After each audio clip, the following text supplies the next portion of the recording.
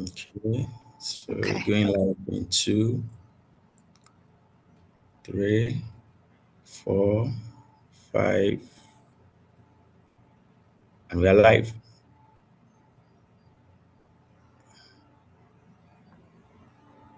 Okay. Perfect. So good morning, everyone. I'm Eddie Adom from Ethiopia, and I am truly excited to welcome you to the African IoT Day stream. Um, So this year's theme is taking up space, and that's exactly what we're going to be talking about today. It's about women stepping into technology, shaping conversations, influencing how systems are built, and making sure our perspectives are not just included, but leading as well. So over the next 2 hours, we'll hear from incredible women across Africa who are doing exactly that, building AI systems, shaping ethical frameworks, designing human-centered products, and empowering others to grow in tech. So today is not just going to be about learning, it's about representation, impact, and ownership. It's about taking up space in rooms where decisions are made and systems that affect millions of lives. So with that, we are kicking off the African IoT Day live stream. Ooh, great, great, great. I'm so energetic to listen. Okay, okay. So we have our speakers here in house. So not to waste any time, we're gonna go straight into it. So our first speaker is gonna be Flora from Nigeria. So Flora is an expert in AI and data science, and her work focuses on something which is very incredibly important, which is building African data sets to advance AI solutions across the continent. Because currently we're talking about taking up space in AI. It starts with representation and data, which is where the representation begins. So please join me in welcoming Flora to the stage. You're welcome, Flora. Thank you. Hello, everyone. Thank you for the warm welcome, and I'm happy to be here. Please, am I audible? Yes, we can hear you. Yeah. Okay, good. All right. Thank you very much. So I'm going to be sharing my screen um now. Okay, so the host disabled screen sharing. Can that be allowed? Yes, let me look at it in a moment. Okay.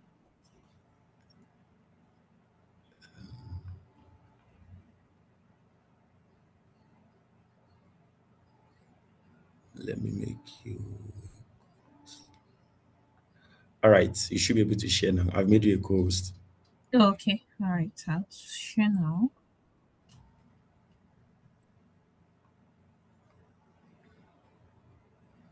Please let me know when my screen is up. Yes, it's up. Okay, great. Um, put it on presentation mode. Okay. All right. Thank you once again. So today I'm going to be talking on the topic building African data sets for AI advancement.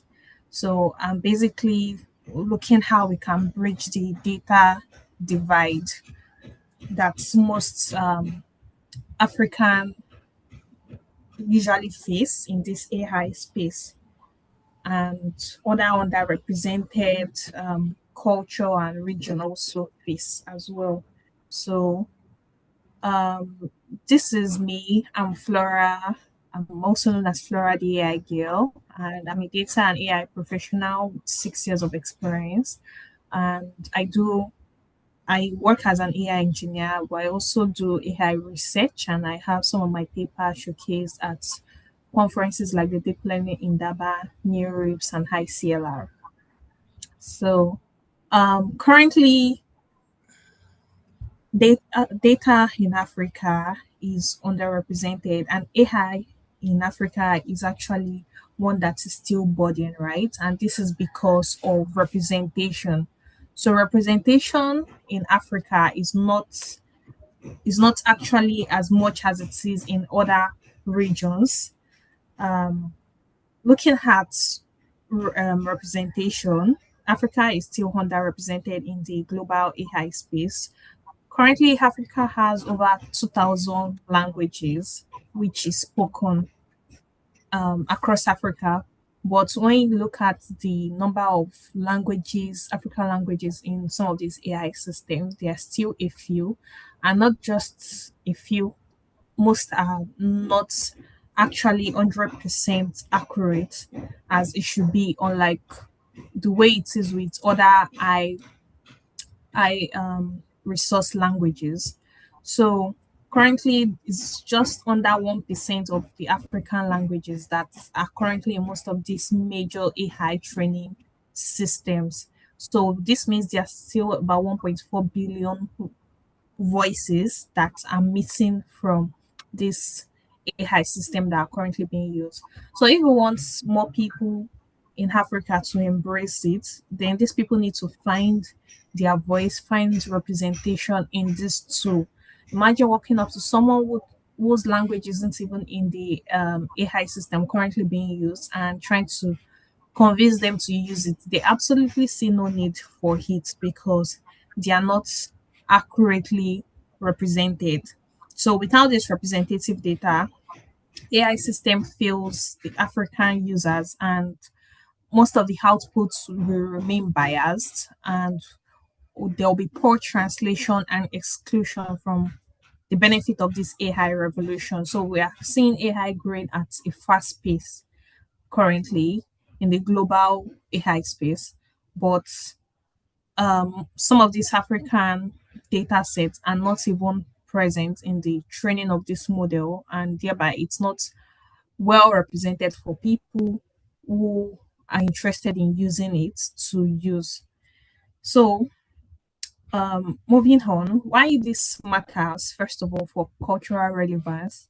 So, AI needs to understand African idioms, expression, and even the worldview to serve this community well because looking at African languages, there are certain understanding which the regular people who speak this language use or express themselves in, but this is absent in some of these AI systems. Also, for equitable AI, so data equity will ensure that African communities are not disadvantaged by these systems that are trained. So we need AI to become equitable for Africans and the community and the users at large. Then now looking at the local application of some of these use cases for AI to be used effectively in the health sector, agricultural sector, education, this means there should be locally sourced and culturally aware data. Everyone knows that the bedrock of this AI system is the data. Like without the data, there is no AI. So this means if this local data is missing, this locally sourced data is missing, and there's no way we are building AI that would solve problem for these users of this language. Imagine going into a rural area trying to convince a farmer to make use of AI to hasten or speed up some of their processes, but it's not even a language this farmer speak, then the technology is as good as useless to them. So same also for economic empowerment.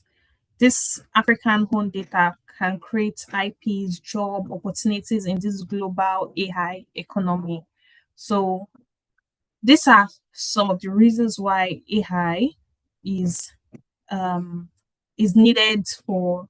So this is the reason why African-led AI data is needed to enhance the global AI space.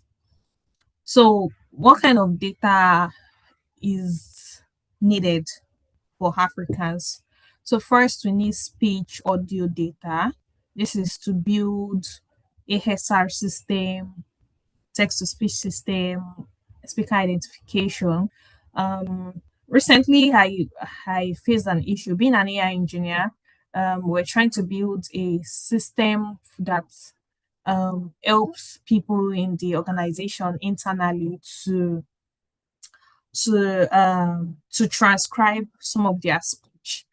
And having used the available models that was out there to do it, it was not all that accurate. And this is because Africans have accented ways they speak, right? Even when speaking English. But these models are actually tailored for certain kind of accents, which is not covered for the African way. So we kept seeing a lot of there was, first of all, there was the issue of miscommunication because it was not accurately transcribing what these speakers were saying, and it was giving something else. So there was the issue of miscommunication, there was discrepancies in the output at the end of the day, and this would have actually been well solved if there was actually the right kind of data used to build these speech systems. So aside from that, we also need text and NLP kind of data. So having a corpora for translation, to carry out machine translation, to carry out sentiment analysis, NER, um, especially when you look at the cultural relevance of things, there are some certain kind of ways people may talk based on their culture, which translate to something which is different from somebody else. For example, a joke that may be said, which a certain culture understand, but may be misinterpreted by someone else. And this is because there is no that data that can actually and accurately capture all of these expressions as is being said. So to understand this, same also data on vision and imagery is needed. So images of African landscape, faces, artifacts, and the daily life of people living in Africa. So more generative AI can be accurately represented. Then we also need structured data, healthcare records, agricultural output, financial data. So there was a project I once worked on for which captures financial data for Africans. And in this project, while working on it, we're not just looking at surface level of capturing the financial statement and all, but we are going deep into like street level, the way people in the local places pronounce certain currencies, when even the can I say well educated people don't sometimes overlook, because we're trying to build for everyone, both from the exposed, enlightened side down to street level place where certain slangs are used. So we had to make sure we're capturing these slangs also, the way they pronounce certain words in the financial space, in the market, in different areas. We try to, as much as possible, capture all of this, because at the end of the day, the data is what makes up the AI system. We need to accurately capture how it's pronounced, in what context some of these words are used, so it's not misrepresented, it's not um there's no lack of understanding with how the end users actually make use of it. Then also data sets in the educational sector are also very important, looking at how people interact, students interact in the classroom, um, being able to use AI to create something that connects well with these students in languages they understand. Then different domain specific data sets that are just generally tailored to the African context. So these are actually some of the kind of data sets we need in Africa. And to be honest, these data sets have to be built by Africans themselves. So Africans building for Africans. That is basically how it goes, because to get into the places where we need some of these locally sourced data sets, it's actually a fellow person who, in a way, understand how to communicate with these people that would be able to capture all of those languages. There are times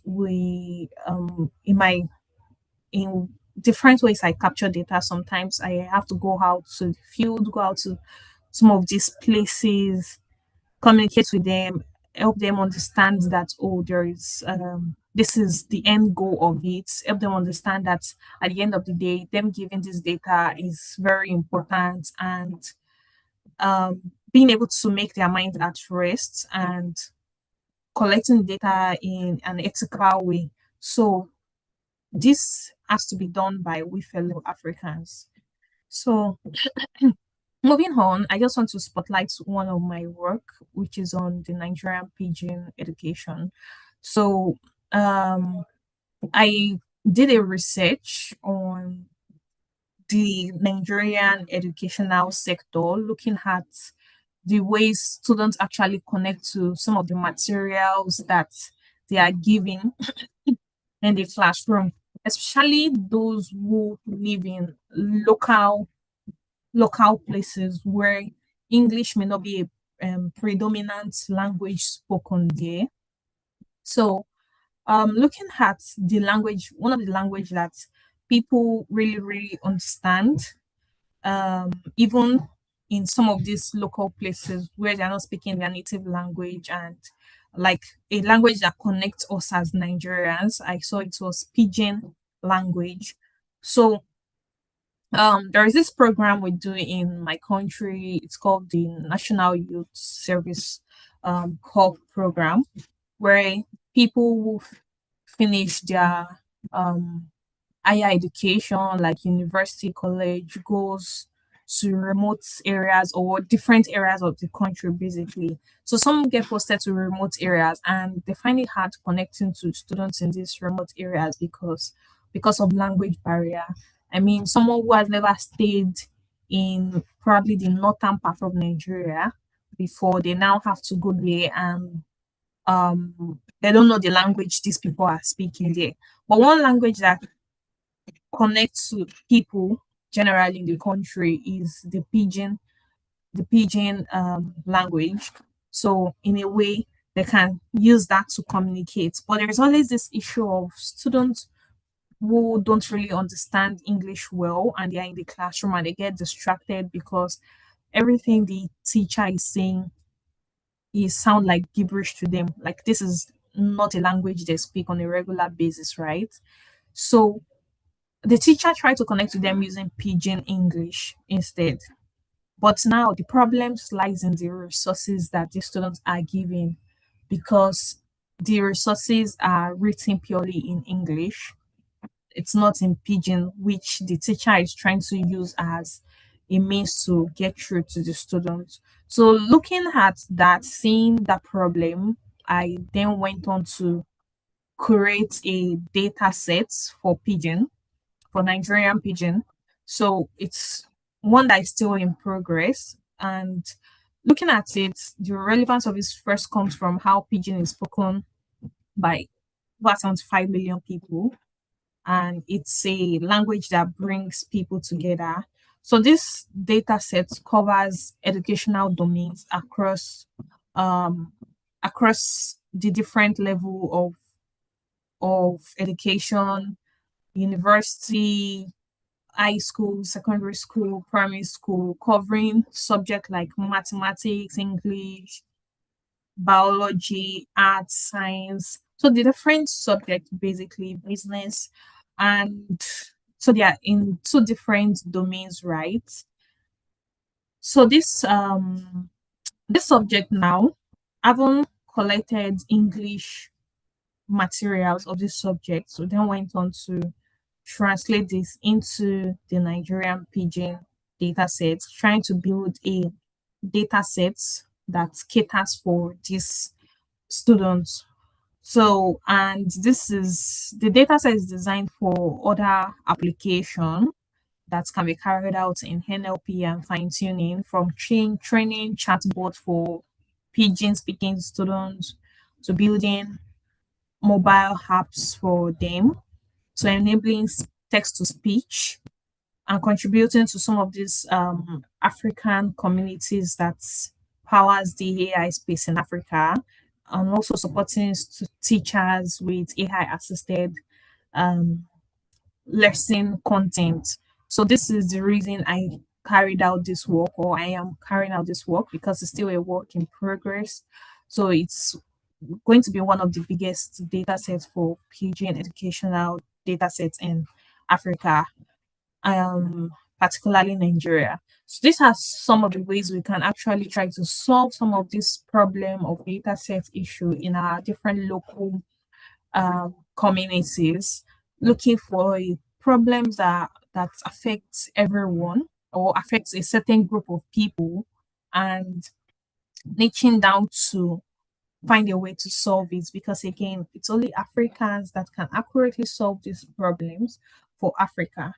So, some of the obstacles that one may face in building African data sets, first of all, is resource scarcity, because there are limited funding, or there may not be funding.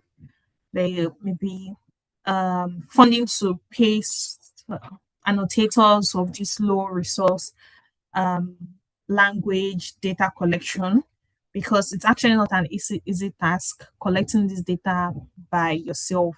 You may actually want to work with a group of volunteers to do it together. So, but usually funding makes it much more easier, but sometimes funding may be scarce.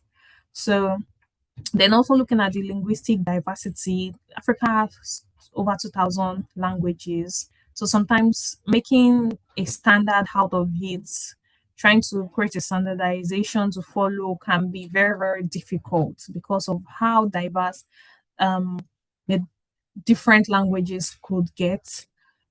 Certain language, for example, in using my local dialect as an example, Yoruba language, Yoruba is seen as a language, right? But when you dig deep, you see different ways Yoruba gets spoken, and you see that it's way deeper than that. So when you're trying to create a way to standardize it, it can be hard, because something in one language may mean something else in another dialect of that same Yoruba language. And that's how diverse African languages could get. Then there's also ethical and consent issue. So, like I said, sometimes I need to go out into the streets collecting this data, and there is this issue of consent, because you want to particularly get consent from these people you're taking their data from, and or compensate them in ways that they feel they're not being exploited. So sometimes it could get hard, because some people don't actually buy into the idea, and um, the way they could go about it could be rash and all, but you still want to respect their decision on it. So I wouldn't say it's an easy task. These are some of the obstacles you probably face while building a data set. So then you also need quality, and looking at ways to eliminate noise. So sometimes when you go out to the streets, um the way the person may speak, first of all, some may not be audible.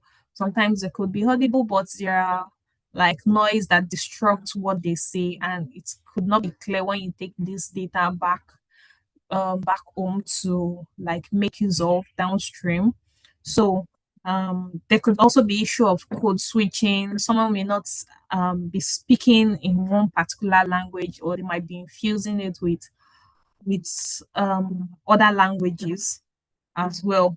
So then another obstacle I'm foreseeing is talent drain. Most people who do this research, at the end of the day, they want to leave the country or leave the continent to focus on another place. And to be honest, I wouldn't blame them for that, because, like I said, funding could be really, really hard to get. So it's actually not so easy building on your own with your own fund and trying to solve the problem on your own. So it could be easier to just go join a big organization outside of Africa to do all of those. Then there's the issue of benchmarking. Like I said, there's no standardization in most of this African language. So it's hard to like get a benchmark to measure the progress or compare the models for some of these languages. So these are potential issues that may arise and that could be a challenge while building data sets. So but some of the recommendations I can give, and some of which have worked for me first, is community driven collection. So, partnering with local communities, getting volunteers, working with these sectors where you need their data from, and just collaborating could go a long way in getting consented data in an ethical way. Then, um, opening a benchmark and standard. So, to accelerate the process of benchmarking some of this data, it's best to be open, share this evaluation um, method with other people who are also building in this space, so you can come together and create that benchmark that works best. So imagine someone working in a certain dialect in a language and coming together and seeing um comparing your progress, then pulling this knowledge together to create this benchmark could go a long, long way. Then funding, if there are ways to get funding, maybe pushing the government or working with organizations that give this funding, it would actually go a long way in helping to push this work of getting the right data sets. Then collaborating across with other African space like Masakani, African NLP, Lacuna Funds for resource sharing as well. Then, if you want to get started, you can also look for a Crow language in your country or a widely spoken language in your country to start building this data set for or with, so you can actually kickstart something in helping African become enter the global AI space. Then, okay, so one of my previous work I've done, which is on the Nigerian pigeon, it's this. So if you want to read this paper, you can scan this QR code. This paper is currently on open review. So, and this paper, I presented it at ICLR and at a workshop, ICBI in the workshop, and it won the didactic paper award at this conference.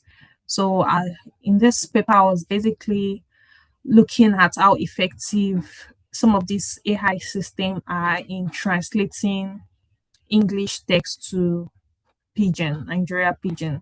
So, you could take a scan of this and check out the paper later, and maybe it could be something that can kickstart your African or your data set building. This may not necessarily, you may not necessarily live in Africa, but maybe there is a low resource language in your country you're also trying to figure out or work on. All of these principles could also apply there. So feel free to take a scan. So, rounding up, African AI future must be built on African data. Every data step we we gather is a step that truly shows the truly represent us in AI. So if you want to connect with me, feel free to follow me. I am Flora the AI girl across most of the platform: TikTok, Instagram, Twitter, X, LinkedIn, Flora Ladipopo. So you can take a picture and follow me. I also create technical content in AI that's to help explain some of these AI concepts as well. So feel free to connect, and thank you for having me this morning. I don't know if there is avenue to take questions. Hello?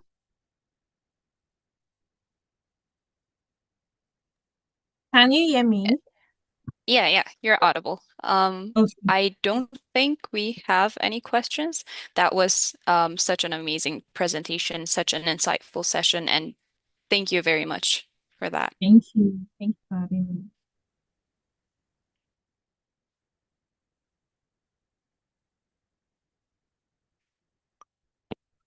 Okay, so that was Flora's session. You've shown us like taking up space in AI. It's not just about building models, it's about ensuring the data behind those models and reflecting our realities, our community, and our stories within those sets. And that foundation is the very basis for creating any sort of AI model. And thank you very much for that insightful session again.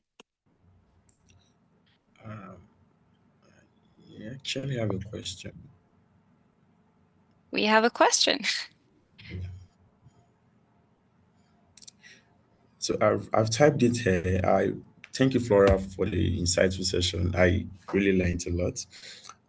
My question is, how do you suggest languages that are going into extinction be captured, especially when it's rooted in the cultural expression of this set of people or a tribe? Okay. Thank you for the question. Okay, so for a language that is going extinct, first of all, the first thing to look out for is the source. Where can you accurately source for this data? Is there like old textbooks, maybe a old Bible, or materials that currently exist? And sometimes this could mean traveling down to that place where this language is being spoken. So having to travel down to, it could maybe a village or the place where this language is being spoken predominantly, talking to the people there, finding out if they have certain ways to source this data. So, citing an example of one language a friend of mine worked on, which was going extinct in a village, she had to travel down there and talk to some of the old people who still speak these languages. Then they directed her to a an old Bible, which was like the last copy of the Bible that was written in that language, and she had to take scans from it and basically capture all of this data. Then she worked with one of the speaker of this language, which was a very old man like that, and he tried to help her transcribe this language. So it could be a whole lot harder when this language is going extinct and there are just few speakers for this language, which means the work has to now be done in a much more other way than that even automation can't cover, because it may involve doing something manual. So first of all, when you encounter that, look for a source of this data, get this source, then try to look for someone who speaks this language, and it may mean physically going down there and even compensating the person for their time, because it could be a whole lot of hard work when it's just few people who speak the language. Another way also is to get English data sets, then go on to tell them to help you to transcribe this data sets, this English data, into that language which is going extinct.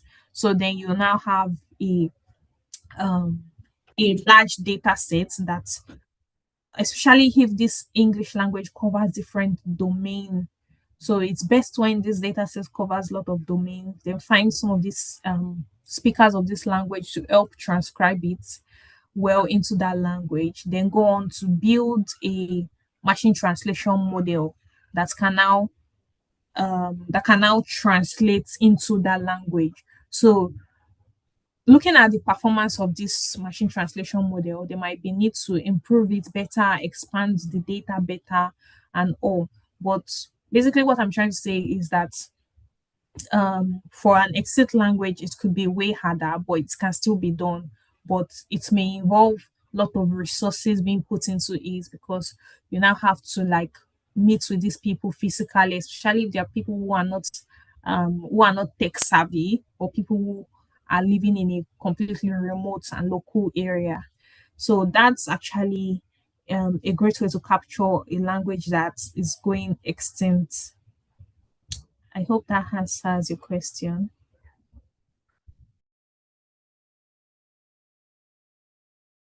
Yes, yes, it does. Thank you so much.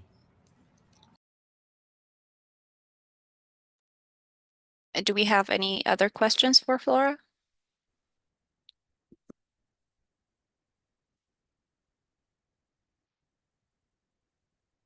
No. Okay. Our next speaker was supposed to be Deborah Arthur, but I don't think we have her here. So I will be taking over the next session. So I'll be sharing lessons from my experience designing AI products, focusing on how we move from complex, powerful systems to products that are actually intuitive, understandable, and products that are actually usable. Because taking up space in tech also means advocating the user, making sure what we build does not just work, but it works for people. So just quickly gonna share my screen and start my presentation.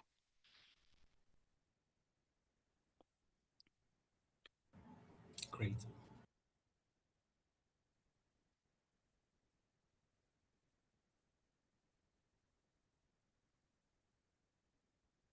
Okay. Is my screen visible? Yes. Okay. Um, okay, so to introduce myself again, my name is Eddie. I'm a software engineer, UI UX designer, user experience designer, and product designer. And I focus on building products where engineering meets human-centered design, making those complex systems more intuitive, approachable, and more impactful. So I am very thrilled to be here at the IoTWoman, sharing my insights from my experience on how AI doesn't just succeed simply because it's powerful. It succeeds when it's human-centered, when it's trustworthy, and when it's designed with people in mind. So AI technically is everywhere now, right? We can see it in the recommendation systems that we have on different applications, websites to virtual assistants. It's increasingly being used in healthcare as well, where that AI can detect diseases, recommend treatments, even flag high-risk patients faster than an actual human can. So, um, I was actually looking at it earlier this week. One of our most used chatting social media incorporated an AI chat assistant. So when you think about it, it's very exciting, it's revolutionary, but there's a critical question that we need to ask. Just because a system can do something, does it mean people will actually use it, right? So you can have the most brilliant tool in the world, but if people can't understand or trust it, then it's not going to make a difference. Right? Haven't you like experienced a product where it looks very smart, it looks very brilliant, but when it comes to usage, it's very confusing, so people don't tend to use it. So creating that user trust and understanding for that AI is the most pivotal point for an AI adoption. So if the users don't trust it, if they don't understand it or see value in it, then it doesn't make a difference. So it's going to be under the hood or it's not going to be used at all. So most AI products fail in practice. Users try to use them once, maybe twice, and then they abandon them. This begs the question, why? So these systems usually feel very confusing. It's a black box system where it tells you an answer, but you don't know how, you don't know the why, you don't know how it got there. So it's very hard to integrate that into your daily work, which creates so many screens, so many clicks, so many steps, and the product, the AI that you actually intended to make people's lives simpler with, just ends up creating another layer of burden for the users. So, for example, we can imagine a diagnostic AI in a hospital. So it could be 95% accurate, 99% accurate, but if the doctor does not understand how it arrived at that conclusion, then without creating that very essential trust, the AI is gonna sit unused despite being brilliant, despite being like flagging different scans and everything. So it's gonna be all in vain. So this creates the question, why do many AI products fail, right? So when we often design AI products, we design for the technology and not the people. So we mainly focus on accuracy, prediction, the capability of the model's performance, rather than the person who's actually using it. So I can actually share a story from my experience here. I once worked on a project where it's a risk prediction system, and it was very accurate. It was like almost 96.2% accurate, but during testing, people don't actually use it, wouldn't use it. Why? Because we were so focused on making that system accurate, making that system precise, that we didn't take into account the people using it when designing the system. The interface was very, very overwhelming, the outputs were unclear, and the reasoning as to how those decisions were made wasn't explained very clearly. So that experience taught me a very important lesson for product design. Technology alone does not create the value. The experience that you create around that technology does. So instead of creating a brilliant tool, a very powerful, complex system, which works like on a 99.9 precision and accuracy, there is more usability on a system which has like 70% accuracy, but with a more approachable and more usable interface for the people. So this begs for the creation of the shift, right? So we shift from an AI first product to a human first product.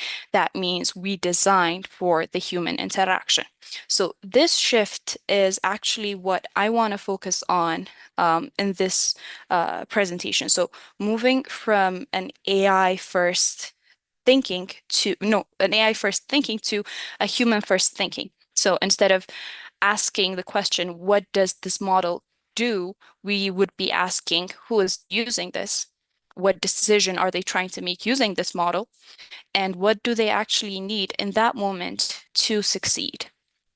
So here we can actually go back and revisit the healthcare use case. So imagine a doctor reviewing a patient's scan, and a raw prediction isn't going to be enough because most of the time it's a life or death situation, right? So for every decision, for every flagging that the AI does, they need context. They need supporting images. They need confidence levels, next step suggestions. Everything should be incorporated in what the AI does. So when this AI fits naturally into the workflow of that system, then adoption of that AI dramatically increases.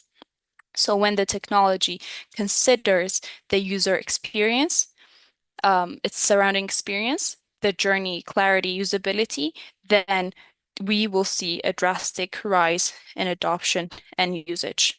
So we can think about like the tools that we use daily, are they actually designed around us or are they designed around the system, right? So there are a couple of principles that we need to follow when designing these AI products, right? So um, the AI needs to focus on user needs rather than capabilities. It should be able to integrate context, and we should design for the user's journey across features. So the features are created not because the system can do them, they are created to assess a certain pain point of the user, right? So this brings us to the three major principles of effective AI design. So the first principle is designing the user journey and not just the feature, right? So a product is more than just an output. It's how a person experiences the product. For example, a medical AI tool might flag a possible tumor, but if it just shows tumor detected with no explanation, then it creates anxiety and mistrust. How do we trust it? What's the backup? What's the evidence for that? So a human-centered design shows that anomaly. It explains what it flagged it. It suggests the next steps. Everything is just seamlessly integrated into the system, and the user feels supported rather than being overwhelmed by that product. So these kind of small design changes drastically transform the adoption of the usage of that AI product. So this is the first major principle that we follow when making or designing an AI product. The second one is ensuring that the AI is understandable, making AI understandable. So the doctors won't just trust a system that outputs recommendations without explanations, right? So those confidence indicators, those visual cues, and transparency is very crucial in this situation. For instance, if it says like the patient has 70% risk of complication and it shows how it arrived at that number, very much explains with the language that user in that situation actually understands, which variables mattered the most in determining that decision, that everything together builds trust. And trust isn't just believing the system, it's understanding it. So the transparency in that AI decision fosters the trust. The visual cues that the AI gives the user enhances the comprehension level, and clear risk communication is very vital in certain situations, certain use cases that those AIs are used, right? So the next principle is reduce the cognitive load of the person. So doctors, nurses, decision makers they're already under pressure, and that product, that AI should be able to simplify that and not complicate it further. So imagine a busy ER doctor. They have multiple charts, labs, alerts, and an AI system, an AI product that prioritizes those key insights, that highlights urgent cases, maybe remove irrelevant data, helps them make faster and safer decisions. They are going to need those. So that in a way reduces the cognitive load of that specific user. So making it a human-centered AI is not just about making things usable, it's about reducing the mental effort where it matters the most. So another key point here that's not mentioned well is making that technology align with human goals. So a system might optimize for predictive accuracy, but if it doesn't support the real life goals of that user, then it fails as a product. An AI may flag hundreds of potential risks, but the doctor only has like time to review a few. So designing the AI to surface what matters the most in terms of priority. It aligns like that technology with human priorities altogether. So putting this all together, what does a successful human-centered product look like? Human-centered AI product look like? So it's going to have clear outputs. The user knows exactly what's happening, which is transparency here. It's integrated into the workflow. It does not disrupt a certain system, but it supports it. It makes it easier. It makes it simpler. Another thing is it reduces the cognitive load, as discussed earlier. It makes the decisions made easier and not harder, and it builds trust. Users understand and rely on it while using it. So a product designed this way does not just survive, it does not just beat failing, it adoption rises, outcome improves, and users are empowered very well. So poor design can prevent adoption and even lead to negative outcomes.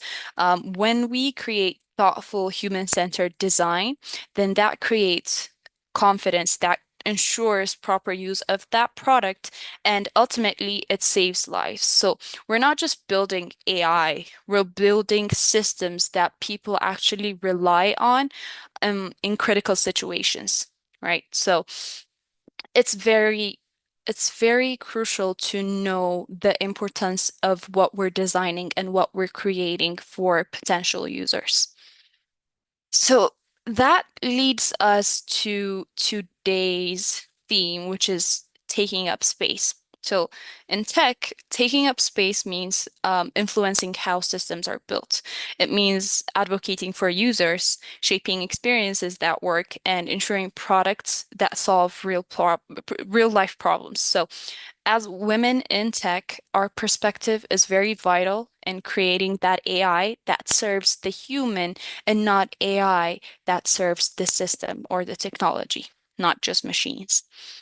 The success of that AI is not measured by the complexity or the technical proneness or the brilliance of the system. It's measured by the adoption, the clarity, and the actual usability of that product. So that complex AI only becomes useful, only becomes powerful when it's intuitive, when it's human-centered, and when it's designed to fit into real life human lives. So we can create AI bots, chat bots, anything. We can integrate it into an application we already have. We can embed it into a website as an assistant.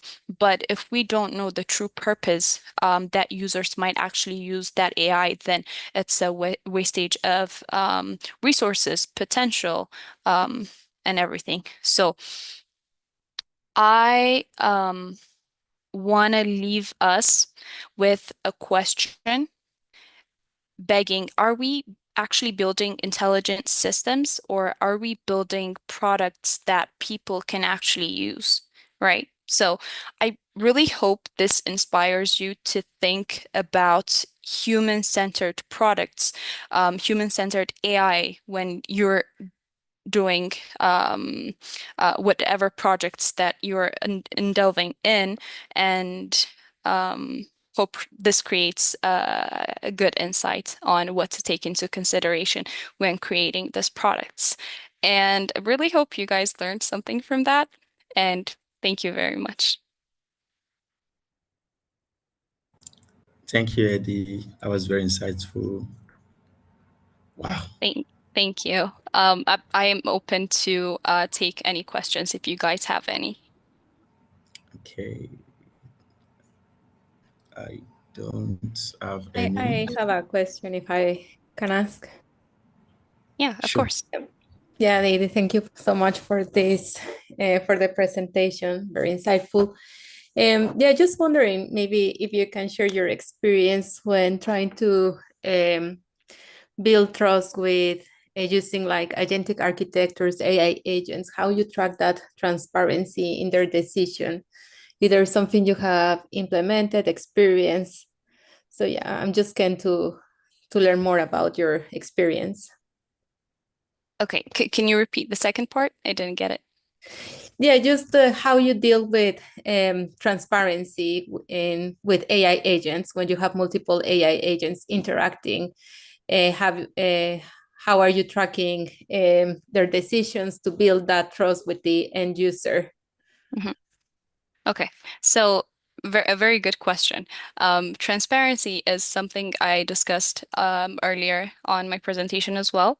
So when working with multiple AI agents and working with multiple models, then that brings multiple variables into consideration, right? So the person, the user, it's everything is designed in a way to benefit the user, right? To get the best possible outcome and to simplify the user's pain points. So there is something called confidence scores when you use multiple AI agents. So those confidence scores are something you span across those agents, those AI agents that you use, that you create for that system. So personally, in my experience, when we use multiple agents, multiple AI agents in order to do a project, for example, the project on the healthcare, then we do a cross-referencing, right? So we create confidence scores. We throughout like measure how an agent acts under specific circumstances, specific situations, and revise and prompt engineer those models to act in a certain way in order to benefit the person. So that is how we try to ensure the transparency and to ensure the usability and to ensure the person's actually getting what they are asking for. Does that answer your question? Yeah, thank you. Yeah. Okay.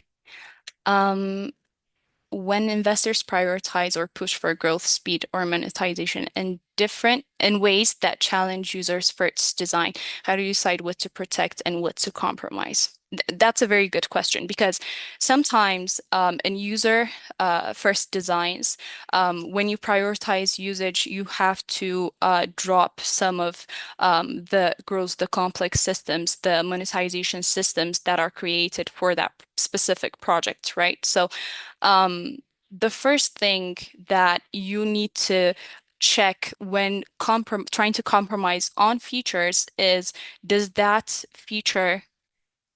feature really important? Is it like the backbone of the system? Is it something the users actually use or not? Because pushing for growth, speed, monetization can be done in parallel while doing a user-first design.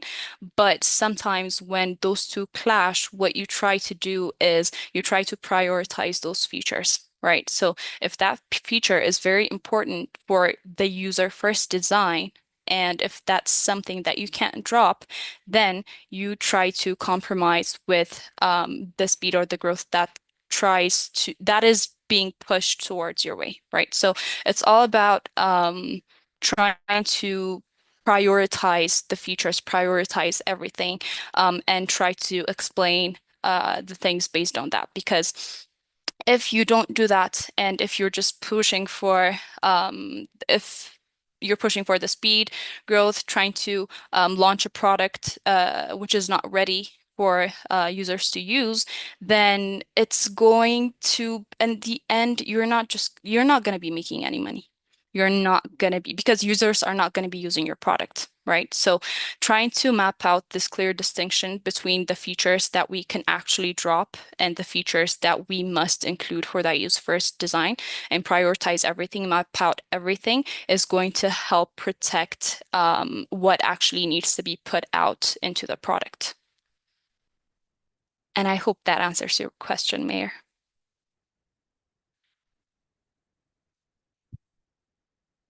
Any other questions?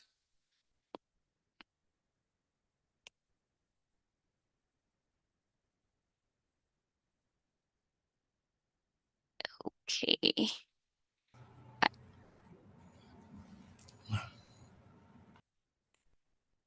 Okay, so I'm really thankful for everybody that was part of that session, everybody that asked questions.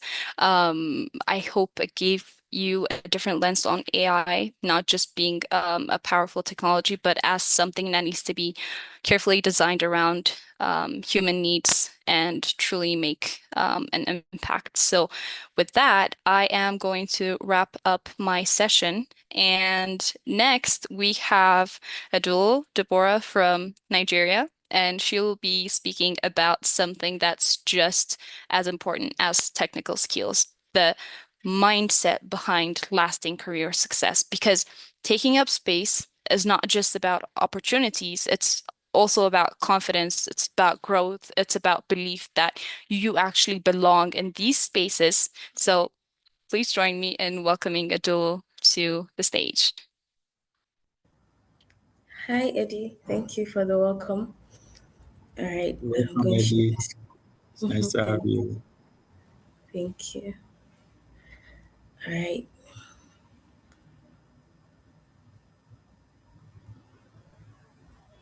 Okay. I hope you can all see my screen, right? Let me scroll up. Yes. All right. Hello, everyone. Thank you so much to all the facilitators or speakers that have, spoken so far, shared your knowledge. It's been an amazing time. I joined from the first presentation up till now, and it's been inspiring. And I think my presentation is just going to be a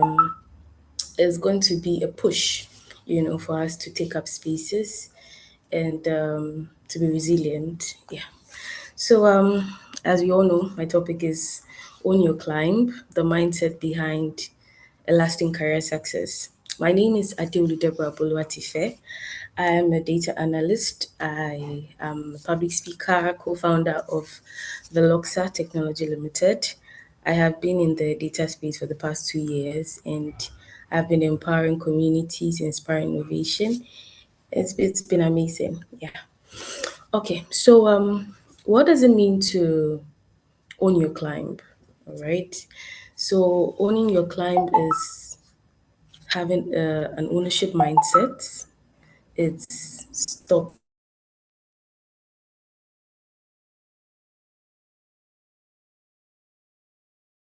is taking volunteer opportunities. It's inspiring others. It's building that circle that you can. And I believe that we have all found ourselves in situations where we needed permission, opportunity, we needed permission to take that leadership role. Yes. And I put before you all that you don't need permission from anybody. You don't need anyone to tell you to take that space. You need to take it up yourself. You need to determine that yes, you're going to do it by yourself. So for you to have that lasting impact, for you to have that to have an ownership mindset, you want to be resilient, in times of difficulties. You want to, there's a saying that heads up, chest out, you know.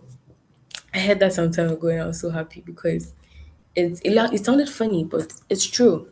You want to go in for an interview and you're like, I don't know how I'm going to I don't know how it's going to go, And well, what if they don't actually pick me? What if they don't really like me?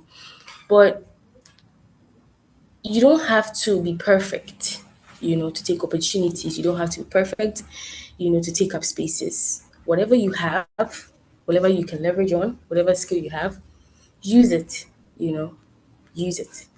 All right. So for you to have a lasting career, what you want to do is to define what success means to you. So what does success mean to you? Maybe success to you is taking a course, finishing a course, actually. Finishing a course, maybe success to you is maybe starting a community. Success to you is building that app, building that website. Success to you is maybe helping someone that is in need. Do not define your success by others. You know, I'm going to use a platform like LinkedIn where everybody is probably posting something that is going on in his or her life. I'm super excited I've gotten this job. I'm super excited I've taken this position. It's you begin to feel like, what's going on with me?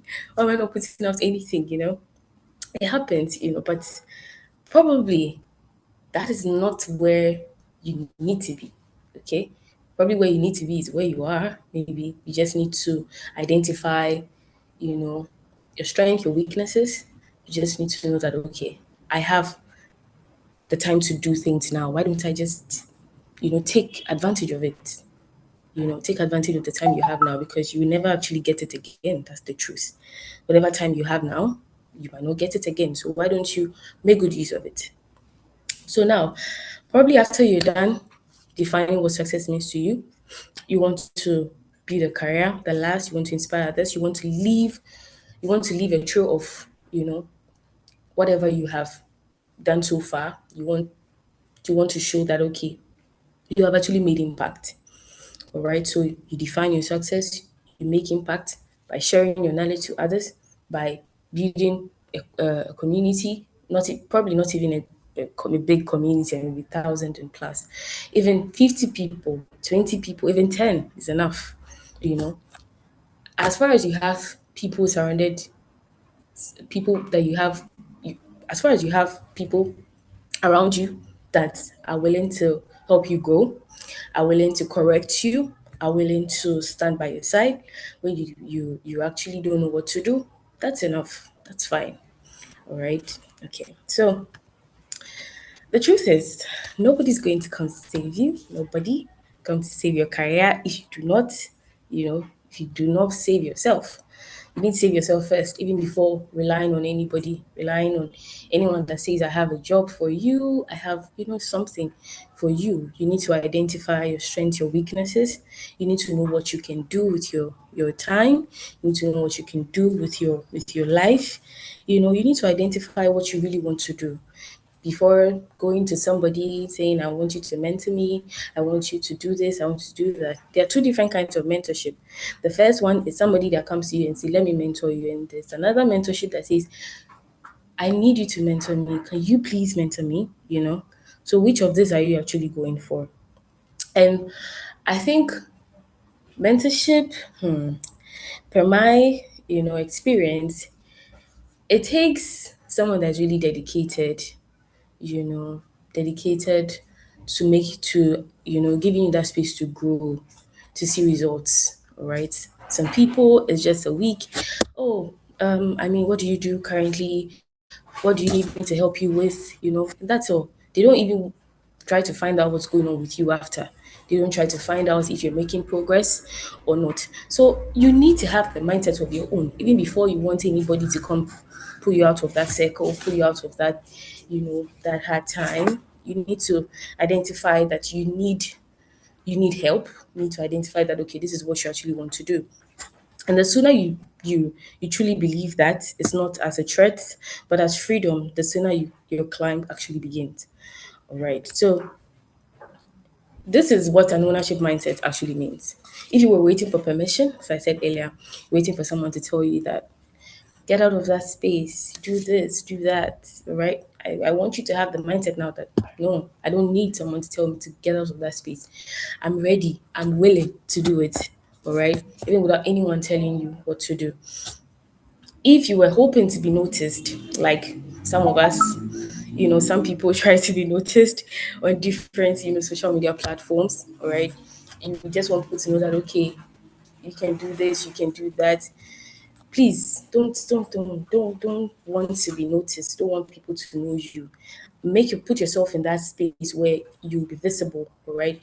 Do the work you need to do, all right, just so that you can be visible, just the way Eddie, Flora have done the work and be able to showcase to us. And it's very visible because they have experience, be able to share, different situations, different experiences. So make yourself visible by showing your work, showing up, okay? When you need to show up, show up. Whenever you need to volunteer, volunteer. That's why people know that, okay, you're actually doing it. You're actually doing something. You're actually taking up that space. Don't blame the system. All right. Don't blame the system of where, nobody really wants to help.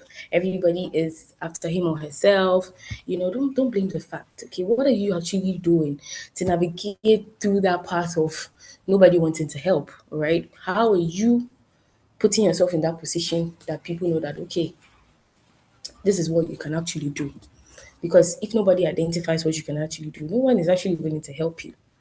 All right. So navigate through the system by showing the world what you're made up of. If you have something you've been working on, put it out there. Create any social media platform. I advise you create LinkedIn because there are a lot of professionals there, that are willing to help. When you're lagging behind, they're willing to help you out. All right, and be very, should I say direct? Okay, I would say hit the nail on the head. If you need help, just go straight to the point. Hello, my name is Deborah Dulbuluatife. I'm a data analyst. I'm working on this project. Can I ask you a few questions? Before you know, you're good because you're hitting the nail on the head. You're not going left, right, front, back, center. Hi, probably meet you in person? I want to know more about you, please. People don't really have that time. Just go straight to telling them what you actually want, what you actually need, and you're good to go. So when you building resilience, when you're building resilience, put in mind that the mountain doesn't move you, but you can choose which face of it you climb. All right. If somebody is chasing the or if somebody is on the path of probably being a data analyst, and probably you also fancy the fancy data or you want to go into the data field, maybe yours is not actually, maybe you're not actually supposed to be a data analyst. Maybe you need to be a data annotator. So we need to really identify our strengths and weaknesses, what we really really want, what you really want to do. Okay, it's not as easy as I'm saying. It's not as easy as just taking a piece of paper. It's not as easy as I'm saying, as in terms of like knowing what you want, knowing what you do. Sometimes you need to sit down, write down how far you've gone, some of the things you've achieved, what you want to achieve, what you're drawn to, what makes you happy, what makes you excited. Sometimes it takes a long time. It can take days, it can take months, but when you have the willingness to learn, you have the willingness to want to do something, it will definitely pull through. It will definitely pull through. So you don't have to go the same path somebody else is going. Probably choose your path. Choose your own path. Maybe yours isn't tech. Maybe yours is not actually tech. Maybe it's a human resource. Maybe something. Don't be moved by what everybody's doing. Identify what you really want to do. Do you understand? So building resilience and greatness, reframing setbacks. Every obstacle is data, not defeat. What can this teach you? So now, I'm going to give an example. So, okay, where I am currently residing in Ghana, you find a couple of, just find a number of youths gathered at one position discussing something. You go close to them, and what they're probably discussing is, what's the government actually doing? They're spending money on a number of things that we don't even see. What's going on? A lot of youth are unemployed. You understand? But as a data analyst, okay, I'm using myself as an example. As a data analyst, what I'll probably do is to pick that particular information, take that information, sit down, analyze it, sit down and find the reason, the whys, the what, the where, what exactly is causing this, bring it out and probably bring out a report out of it. So maybe the report on youth unemployment, So I have made something out of it. I didn't sit down and say, oh yeah, they're right, it's true. The government isn't really doing anything. I'm picking that piece of information and I'm making something out of it. All right. So don't sit back waiting for someone to come help you. All right. Reframe your mindset. All right. So protecting your energy. Resilience isn't pushing harder, it's knowing when to pause. Yes. it becomes difficult. When it becomes difficult, you need to pause, take a pause. When you need to rest, take some rest, recharge yourself again. If you were not able to achieve your Q1 goals, you sit down, you ask yourself different reasons why you did not achieve it. All right, and push harder for Q2. All right, so building your right squad. So building the right squad have to do with building the right circle. Building that, having that particular community, that you can rely on when you have issues, when you need help, when you need assistance. Okay, and they have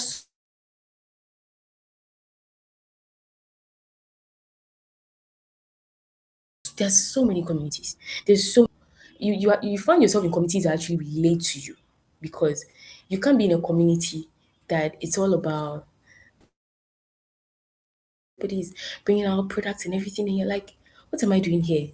Maybe you actually probably need a community that maybe puts you in the right particular time. Maybe you need a community that prepares you, helps you prepare for an interview. So you would have to have people around you that actually relate to you,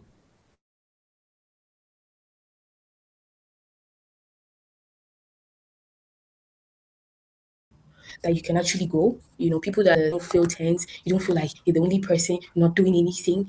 So have the right people around you where you can easily converse, easily relate to. So yeah, basically that's what it is. So talk about defining your success. To see your friend achieving something, then later you're like, yes, I want to do the same thing. I kid you not. By the time you are done chasing what your friend is doing or chasing what your colleague is doing, at the end of the day, you've wasted so much time. So much time that I could have used to do something. You feel, in fact, you feel so restless. You can't even sleep. I've been there before where you want to do the same as what somebody's doing. And you feel so restless. My friend is doing this, why am I not doing it? My colleague is doing that, why am I not doing it? You become very restless and you don't want to even find yourself in that position. Yeah. So, whose definition of success are you chasing? Okay. What does striving actually look like for you? So, ask yourself these questions. When you're trying to define your success, you ask yourself, what does striving actually look like for you?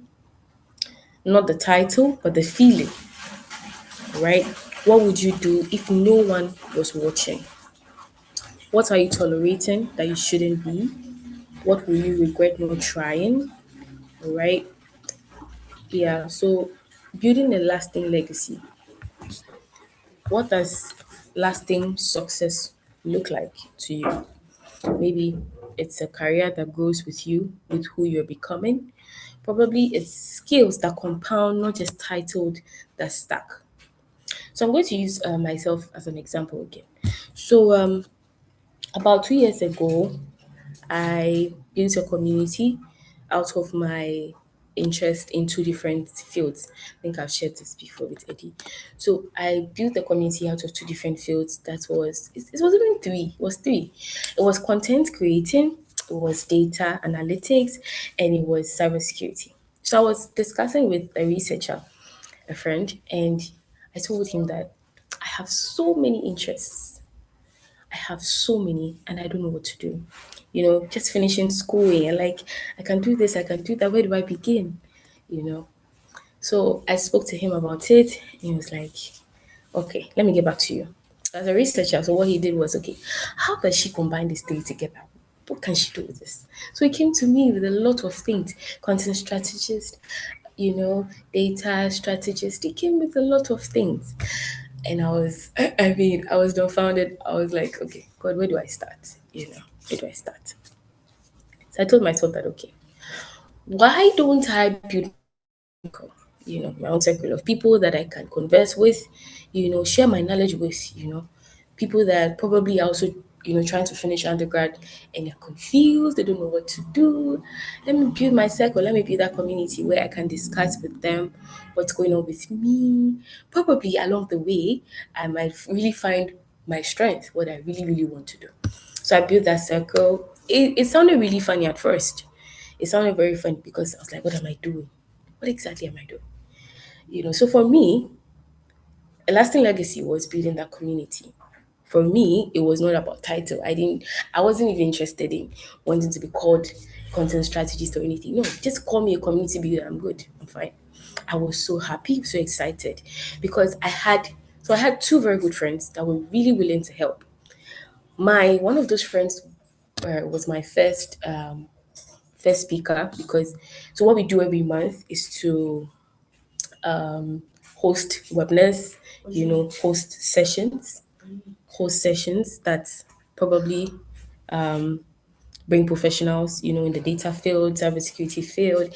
Even recently, we went beyond. We brought in someone that has to do with communications. We brought in someone that had to do with communications. So I was happy. I was super happy because I was filled with so much joy that I have left behind something that I can look back to today and say, yes, I'm really happy I did this. And of individuals that were, a lot of individuals that are part of the community now are in the same shoes I was in 2 years ago. And I'm so happy to share my experience with them anytime. Some of them are like, you are always you give us the motivation, to keep pushing for that job, keep learning that course, keep learning that skill. I mean, and I'm asking myself today, what was I really doing? I didn't know what I was doing, but I feel happy that I've left that lasting legacy. Yeah. So probably what a lasting success means to you is relationship built on genuine reciprocity. So a genuine friendship, you know, relationships that I've built, like the one with my friend, for her to be my first speaker, that means I knew that she was going to give in her all, she was going to give in her best. All right. So another thing is a reputation that speaks before you enter the room. Oh yes, I think the beginning of this year something happened. Beginning of this year something happened, and what happened was, you know, I I halted, the speaking um, engagements for the community. So I halted it for a while because I was filled with so much work. I started, I started a business in November. And I was like, how do I manage this? How do I manage the community? How do I manage this business? How do I manage my full time role? It was a lot.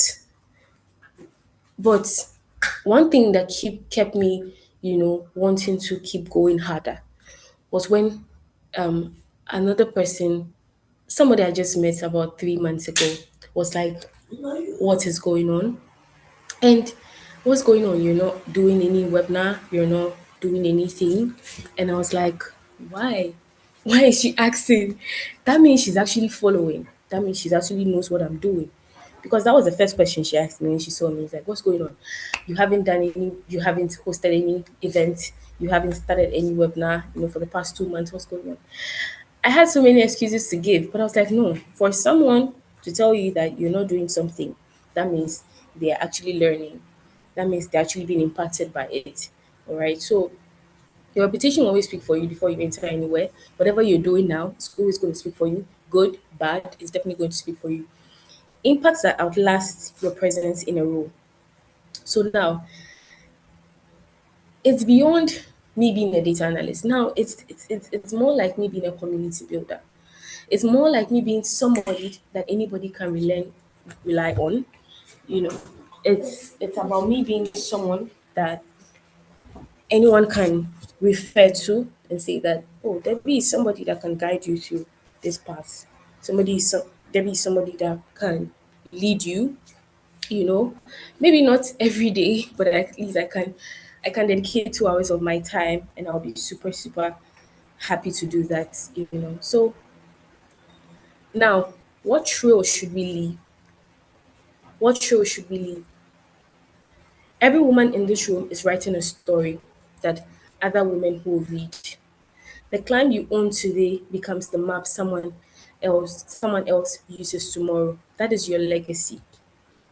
So every event I've hosted, everything I've done, every public speaking event I've gone to, I've left a lasting legacy. I've left something behind that someone can look back and say, oh, Debbie was here and she shared her experiences, and it has helped me. It has guided me through this journey. A few things that I've probably done. I'm so happy I've done it because I can look back and say, yes, this is something that I'm happy about. So this month, was it this month? Last month, I did something. And what I did was I dedicated my time to two ladies. And it was something I've never really done before. I told myself that okay, I wasn't really open to mentorship, that's the truth. But I told myself that I was going to give my time to two people, two young ladies, all right, to empower them, to help them out, and it was fascinating, that it happened when they needed it. One lady came to me and told me that she has traveled, pitched her businesses to different people, and it still looks like she hasn't done anything. And I was like, okay, so what do we do now? So I told her that probably it is not that you're not doing the right thing. It's just probably maybe you don't have the right circle. Maybe you don't have the right people to talk to. Maybe it's just that you haven't really passed the knowledge you've gotten from wherever you've been to someone. Maybe it's just that you haven't really thought of doing something to, share your experience. You haven't created a platform where you can actually share your experience. Because a lot of people really want to hear what she has to say. The truth is, I met her on LinkedIn, and I met her on LinkedIn mainly because I saw a post she made, and it had to do with she pitching for her product, and I was moved by her post. All right, so for that same person to come to my DM telling me that I have done this, I've done that, and I do not know what's going on. It looks like the world is crumbling, the world is crashing. I just told her that create a platform where you can share what you've done. All right, build that circle where you can actually show the world that okay, you've done this, you've done that. Someone out there really wants to hear you. You feel good when you're doing something for somebody. You feel good when people are learning from you. That's the truth. When you share your knowledge, you create more value. You let people know that okay, this is what you're actually made up of. Yeah. So three things I want you to probably do. After listening to so many things I've said, I want you to audit whilst you're waiting or where you're waiting. Name one area of your career where you're waiting for permission, write it down, then ask, what would I do if I didn't need it? If you didn't need someone to tell you to go, what would you have done? Will you sit? Will you wait? If someone didn't tell you to apply for that job, will you just be sitting there waiting for someone to tell you to apply? Obviously, you won't. You will definitely go for it. I want you to rewrite one goal actively. Maybe I'm going to build a product, maybe I'm going to lead a team, and don't forget to always appreciate how far you've come. That's the truth. If you don't appreciate how far you've come, the rest is going to be it's going to look like you've not done anything. But the truth is, you need to be able to know that okay, I'm actually doing right, I'm actually doing this, I'm actually making impact. So always appreciate how far you've come. Appreciate the little wins. Appreciate every little win. A win is a win. There's no small win, there's no big win. A win is a win. It all drives from defining your success, defining what success actually means to you. Others. Make one bold move, not reckless but intentional. Send that message, raise your hand, apply anyway. That's slight discomfort. That's ownership in action. So be intentional. Own your voice. All right, so you were always ready for this. That's the truth. You just didn't take the step.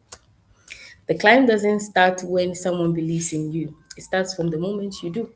So believe in yourself, believe you can build that product, believe you can achieve. Do it.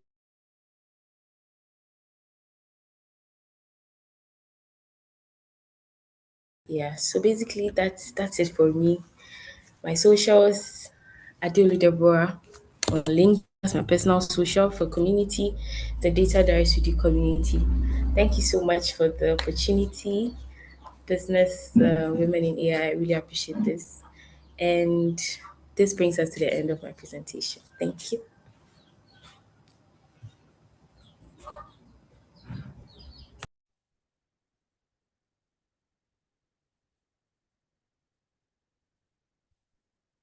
That was such an inspiring session. That was really powerful, really amazing.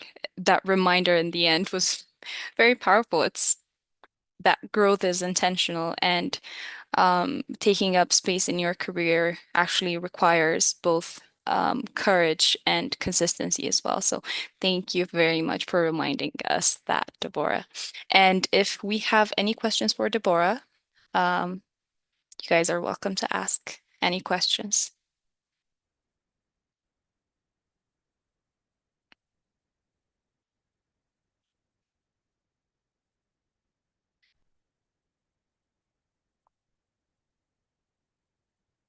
Okay, I'm guessing we don't have any questions. So thank you very much, Deborah, for that very amazing, powerful session.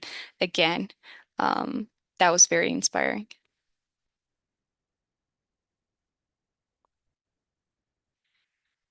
Okay, our final speaker. Finally, we've reached our final speaker, and our final speaker is going to be Simbiat, and she is going to be speaking about language and AI safety. She's a very, very, very good linguist, as well.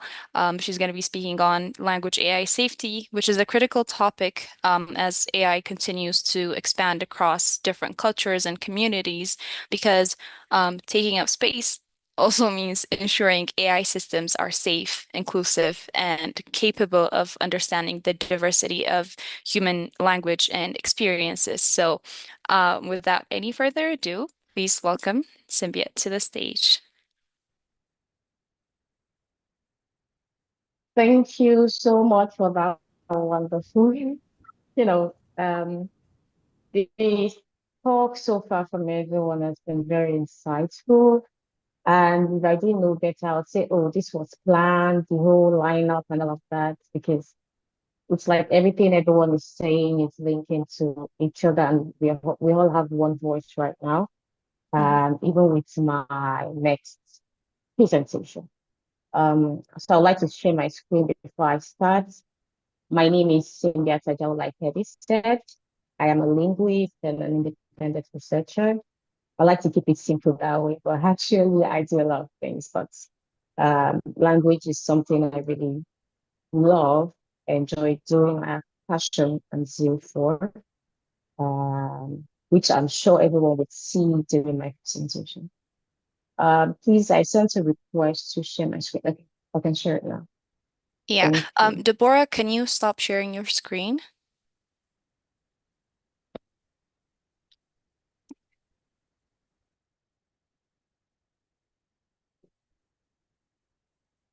All right.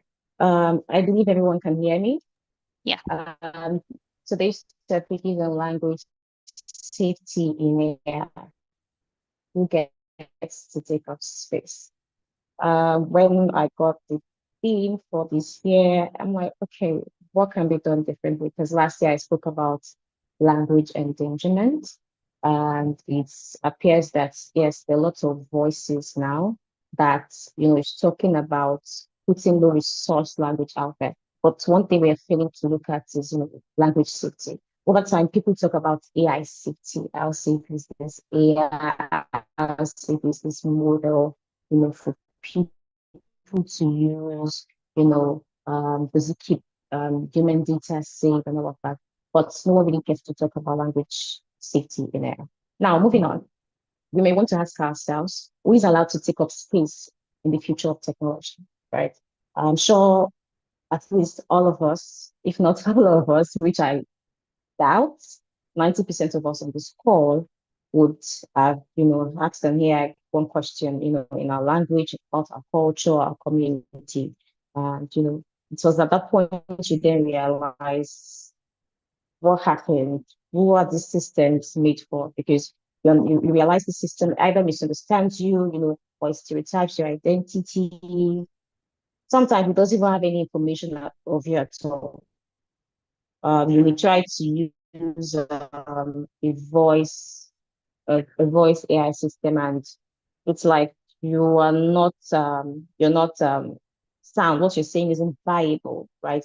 Simply because it doesn't understand your language, right? And it's at that moment you realize something important, that you're actually in a digital space that was not built with you in mind. As simple as that may sound, it can be very heartbreaking, especially for people who are just trying to come into the digital space, right? Uh, Most of us in this school, we have the privilege to be digitally inclined. That's a privilege. Okay, so sorry, I got distracted with the text that came in on the chat. So moving on, it is safe to say that as AI becomes part of how we search for language and for knowledge and communicate, right? These systems shape who gets visibility, it shapes whose voice matters and who feels safe speaking. And then we begin to ask ourselves questions. Who created the systems? Why did they create it? For what purpose? For what reason? How did they even create it? Which even intertwines everything that's been said from Flora to Eddie to Deborah. There are questions to be asked. How did these systems come to be? If you're creating an AI system, who are you creating it for? I believe everyone should, at a point or the other, ask that question, who and why, right? Before you actually create a system, else you may be creating problems, right? Now, AI as a language space. It's safe to say that we all know that AI is no longer so, it's not a net to any longer. It's now become a global space, a global language space, actually, where millions and thousands of conversations happen every day. People use AI to learn, to write, to express ideas, express themselves, express their identity, and even explore others' identity, right? Now, unlike every other space, unlike every other site, or like every other community, or like every other language built or emerged, AI can either be welcoming or harmful. Now, if these AI systems generate harmful stereotypes or amplify hateful speech or ignore, certain languages, we then create unsafe digital environments. And which is why we're talking about language safety today in these AI systems. Language safety ensures that AI systems avoid harmful or abusive outputs. They respect cultural context. They support linguistic diversity. They create environments where users feel safe to express themselves. Reason being that language is not just a tool for communication, right? Language is an identity. It's how we see ourselves. It's how we present ourselves. It's in language we find our culture. It's in language we find our belief. And this is the way we're able to express our belief, right? And now, if there's a problem with how these languages are created, right?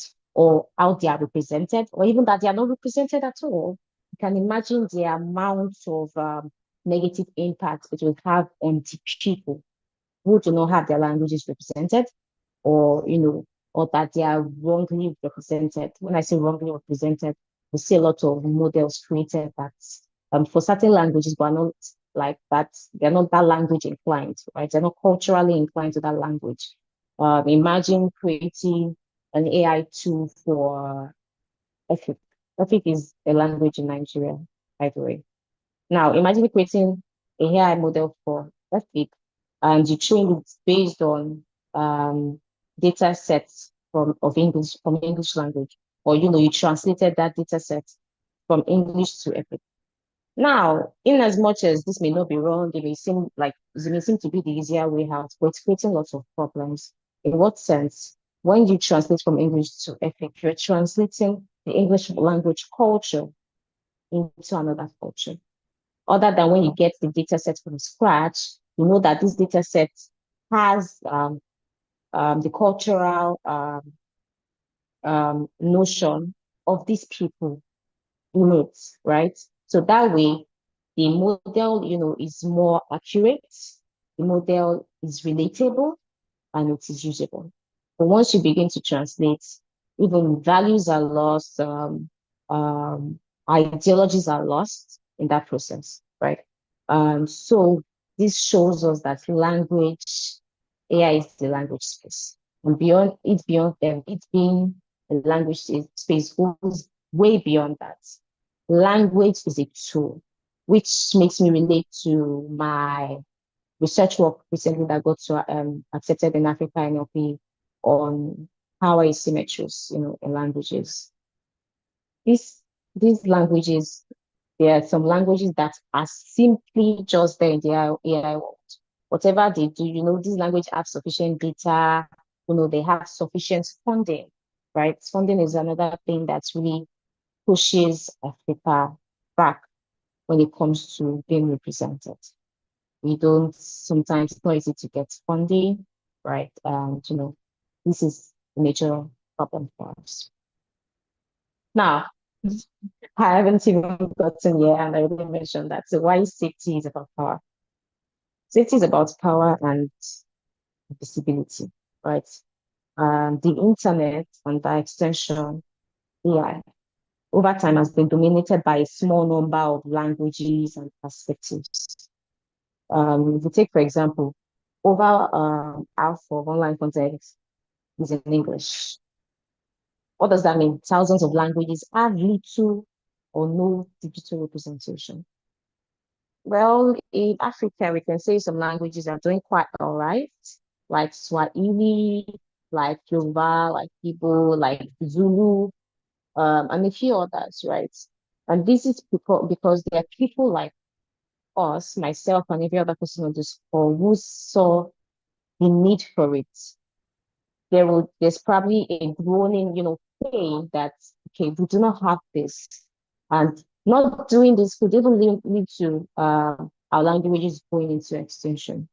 Because over time, yes, use it to communicate and all, but if it's not digitally represented, we know what digital representation does these days. We know what it means to be in a digital world.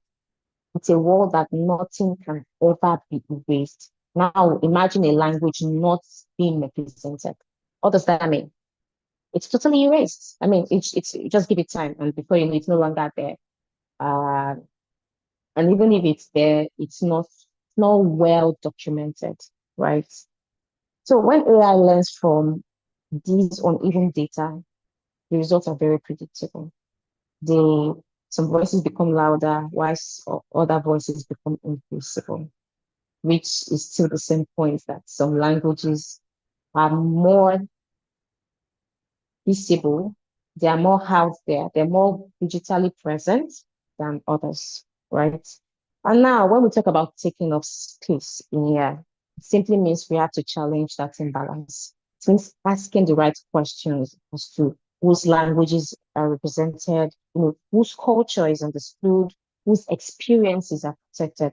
Because when people cannot safely use their language or express their identity in AI systems, they are effectively, I repeat, effectively pushed out of the digital conversation. And over time, it erases the people's identity, right? Now, moving on, taking up space through language. The team taking up space actually invites us to think differently about technology. Now, what it does that it reminds us that language is that inclusion is not passive, right?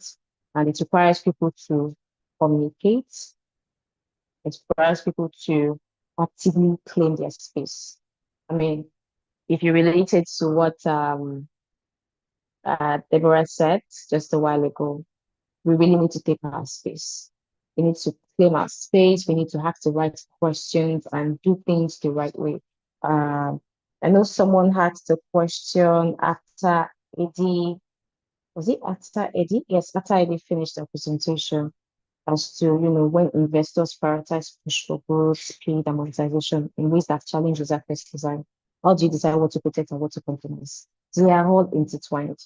If you don't take your grounding right now, right, people will push you in ways you never imagined you could go, which is why you need to have a conviction. You need to know that, okay, yes, this is what I'm up for. And aside that, talking about language safety, there needs to be some data governance, some language governance, and regulations that actually put certain things in place to ensure that, okay, no matter what you want to do, even if as an investor you're looking to monetize, speed growth and all, there's still some systematic um, processes you need to follow, right? That will still keep both the language and the AI model safe people to use and utilize. Uh, well, that is it to ask the right question. And for us to take up space through language, there are three ways I've identified here: linguistic representation, cultural context, and safer digital participation. Now, let's dive into it. When you're talking about linguistic representation, communities need to contribute their languages to digital spaces. Now, what this does is when more languages are documented, when more languages are digitized, when more languages are included in training data, AI systems become more inclusive, right? Every article written, every data set created, every translation done helps expand that space, right? Which brings us to the next one, cultural context. I actually work on, data annotations and all of that, specifically for Yoruba language, because I'm very inclined with language. I took it as a course. I have a degree in linguistics and Yoruba, by the way. And so over time, I've come to understand that when people build AI systems, I think it has gotten better now. When they try to build AI systems now for Yoruba, you say, oh, you just be a native speaker and you're good to go. I realized being a native speaker isn't enough, right? You need to understand this language, understand their culture, understand how it came about, understand their the tone marks, right? How the language came about, how the letters, the words are being um, um, generated or put together, just the way we have the phonology, the phonetics, the morphologies, semantics, and all of that, right? And so we need people that actually understand cultural context, right? Language safety means AI systems must understand context. Race and proverb expressions tend to carry deep cultural meaning. Now, without cultural understanding, these AI systems may misinterpret or misrepresent communities. Now, for a safer digital participation, when language safety mechanisms are in place, people would feel more confident to engage online. Now, speaking about confidence, my language isn't digitally represented. There's a conversation going on about, AI and all of that. What do I have to say really? What work has been done on my language? What makes my language distinct from the other language? Or what makes my language a little bit more unique, right? Because take it or not, feel like um, this is something the major, or what I'll call big languages, have actually identified when it comes to African languages. African languages are very unique, and our languages are culture, our identity, and they identify these things, right? So they push for their own language to be out there. Well, we can't really blame them because take Nigeria, for example, we have over 500 languages, right? And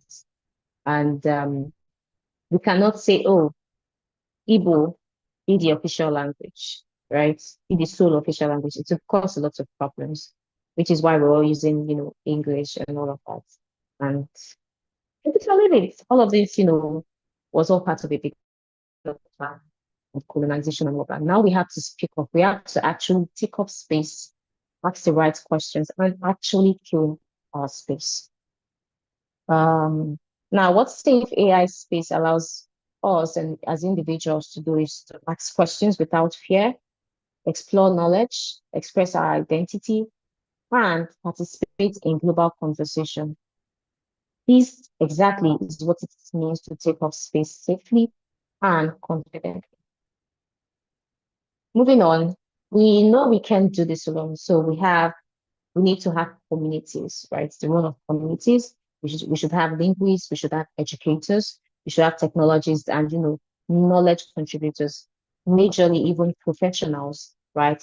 That can create AI systems for the people, with the people, and even by the people. We can create our own AI systems ourselves without having to go to people to do this for us, right? Um, so safe to say that developers alone cannot solve language safety.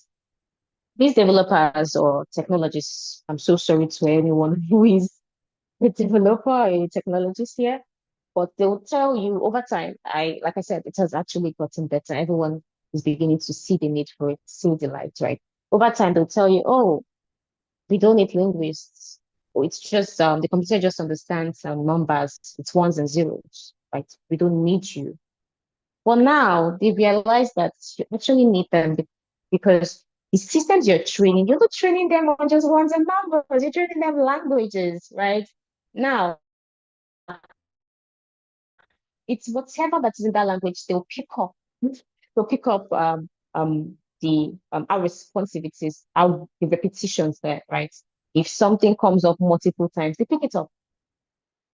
If it is less represented, they pick it up and they reflect that bias when they are being used by the people. And we begin to see certain issues all over the place, right? So it's a necessity that communities must play a role. We need to document our languages. We need to build inclusive data sets. We need to challenge bias in technology. We need to advocate for ethical AI practices. This is of great importance. We see a lot of AI models and you'll be surprised. Data is one thing I like. And this is some AI models that, they take data, people's data, unethically, right? And this is not safe for people. I mean, people that have, what's it called now? Did I say anxiety? If I see something that I shouldn't see on in the app and I wasn't notified before, that alone is like a setback for me. I wouldn't want to utilize that app or website or AI model, right?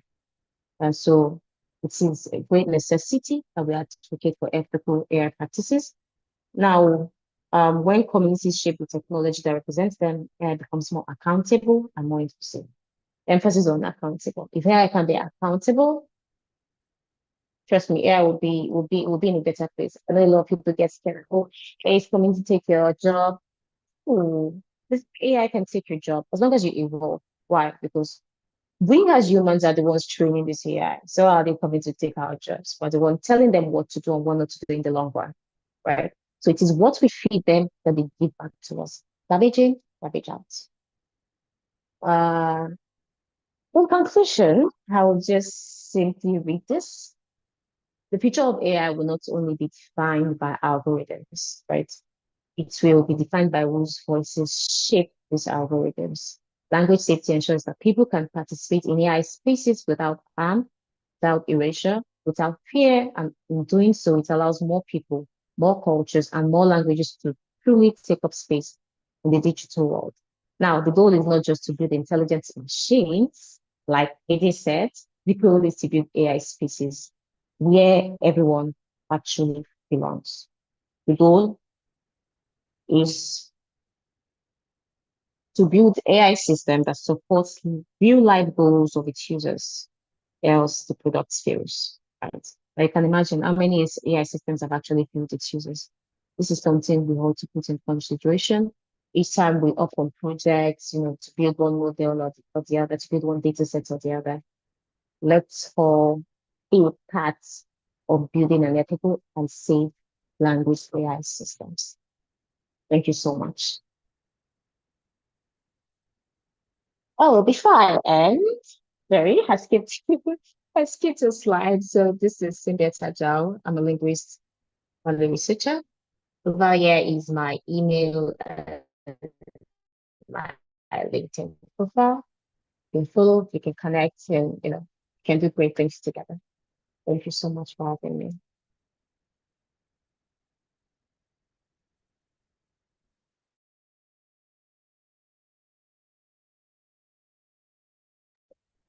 Amazing. Thank you very much, Simbiat. You have highlighted like something which is very essential, that AI truly serves people globally, and you must understand the language, the context, the culture, and that's how we make that AI specifically safe and meaningful.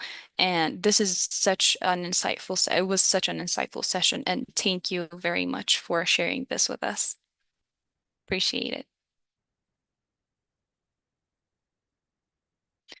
Do we have any questions for Symbiat? Any questions?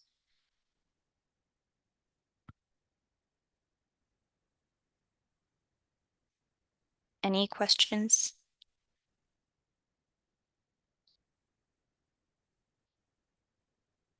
Oh, we do have a question. Um, So I can see one. Oh, sorry, go ahead. yeah, you can go ahead and answer Okay. the question. So all right, how do we compete when it looks like the system is already rigged? Um, so yesterday, right, like I said, we need to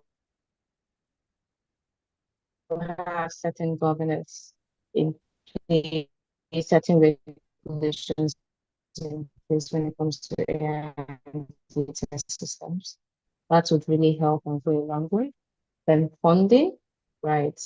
We need our local communities, our countries actually to be able to fund certain AI projects. It's all space and it is essential, it is necessary and needed for every language, every country, right?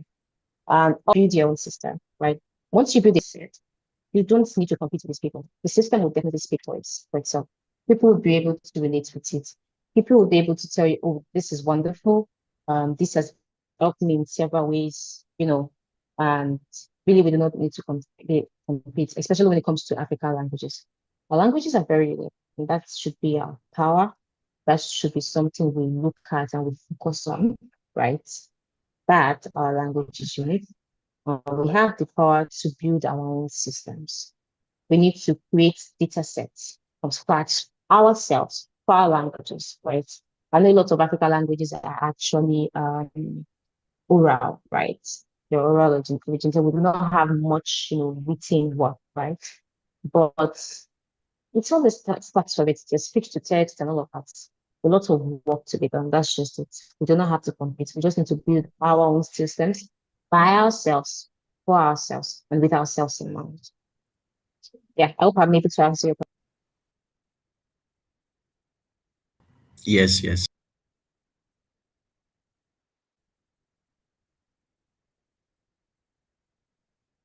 Any other questions that we have?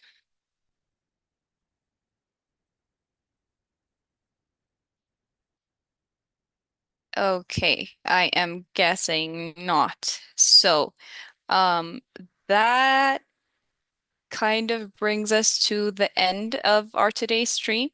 And I want to take a moment and reflect on everything that we've heard from these very influential, amazing women. So Flora has showed us like taking up space starts at the foundation with the data that actually represents us as people regarding our culture, and it enables the AI to truly serve our communities. And I added on how designing for humans is what makes AI not just powerful, but usable and impactful in real world contexts as well. And we had a doll who inspired us a lot, big times, to take ownership of our growth and our approach to our careers with intention, confidence, resilience, all of these. And finally, we had Symbiot who closed of our speeches, highlighting the importance of language safety and cultural awareness in building these AI systems that work for everyone. So I think across all these conversations that we've heard, one thing is very clear, like taking up space in tech, it's not just about being present, but it's about influencing what gets built and how it's built and who it necessarily serves. So it's about creating system that are inclusive, thoughtful, and human-centered. So I would like to give it back to the speakers if there's anything else they would like to add on these speeches that we have. So if anyone has anything to add on what has been discussed, something you would like to add, something you'd want to comment on, if you have questions or anything, this is the final opening for the stage. Anybody?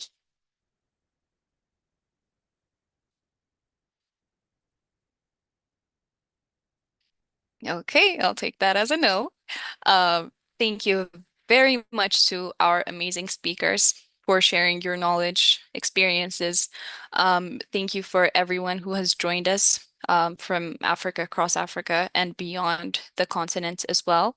Thank you for Alam for staying with us throughout the entire session and making it this pretty much engaging session. And I hope we continue to learn to build and most importantly to take space in every room, every system, and every opportunity that we step into. And I really, really, really hope you guys have a wonderful day. And thank you very much for being part of this amazing session. Thank you. Thank you, everyone. Have a wonderful day. Bye. Bye.